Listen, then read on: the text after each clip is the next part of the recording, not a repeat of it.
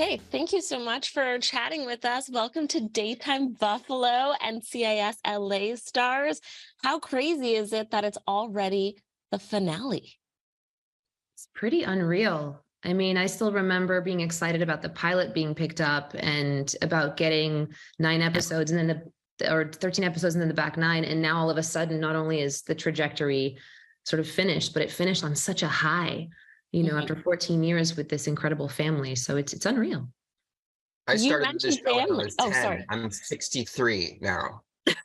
Oh my goodness. It took her a second to do that math. She's like, that's not right. I'm like, if you carry the one. If you carry the one. No, it's a lot of It's a fun. And I really feel fantastic finale. And I think people have stuck around for this many years, and this is the finale that they deserve. And so excited that everyone gets to see it.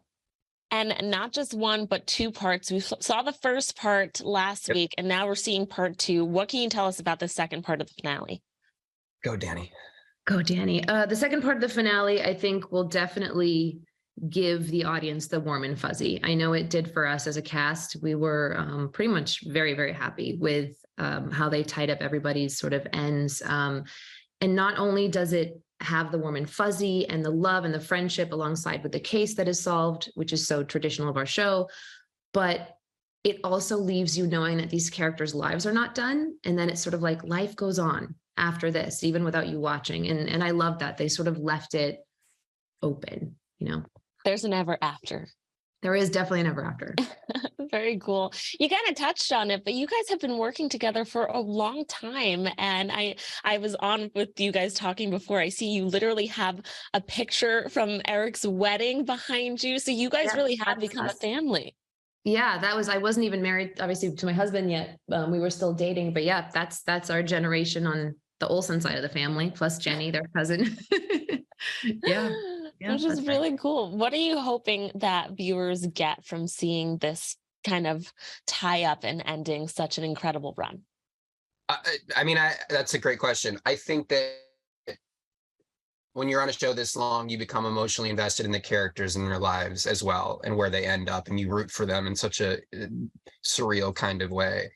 And I think that the audience gets that ending, as far as, obviously, as Danny spoke to, the case of the week that has a fulfilling conclusion, but also where the characters end up in their search and love for love and for family. So whether it's Callan and his wedding, or whether it's, Kenzie and Deeks and what wonderful place that they get to.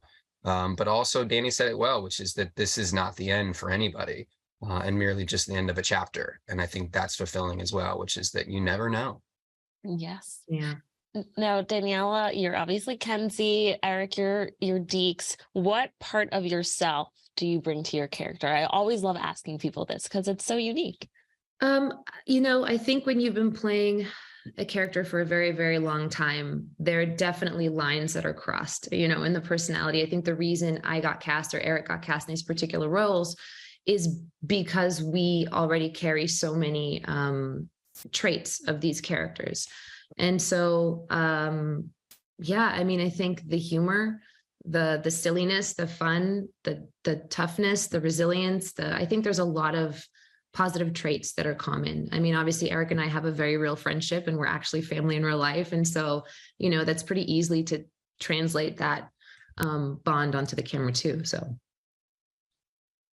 I think one of the things that I pushed really hard to do, which I didn't see a lot of growing up on TV or in film, is kind of that fearless vulnerability. And I feel like his safe space, Deeks' safe space, was with Kenzie. And so as much as we could push that in them searching for the best versions of themselves in that relationship, that he would be fearlessly vulnerable and honest and authentic, and cried and showed moments of complete loss. And I think that's important in an overall philosophy, for the audience to not feel so alone in this journey, that's okay. I think that there's an emotional intelligence to Deeks that I didn't have as a kid. So I celebrate that. That's really nice. It's nice to hear. I have to ask, just because I'm a native New Yorker, I'm from Queens. What's it like working with Brooklyn. LL Cool J? Yes. He's the best. I mean, he's actually the best. Whatever you think of him as a sort of a musician, as a producer, as a public figure, as a star, it's like that guy walks. Eric, back me up here. Like that guy walks in a room and he just like he has a shiny aura about him, and he's so humble and he's so real. And having both humorous conversations with him as well as philosophical conversations. He's a big reader.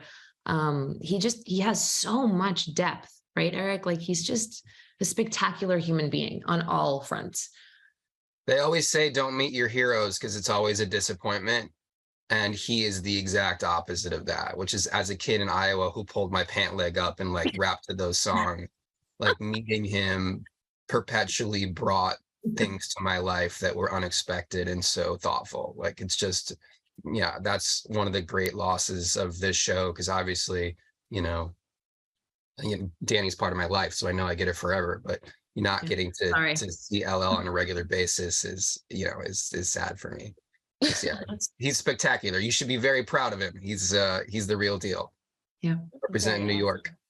Real New Yorker.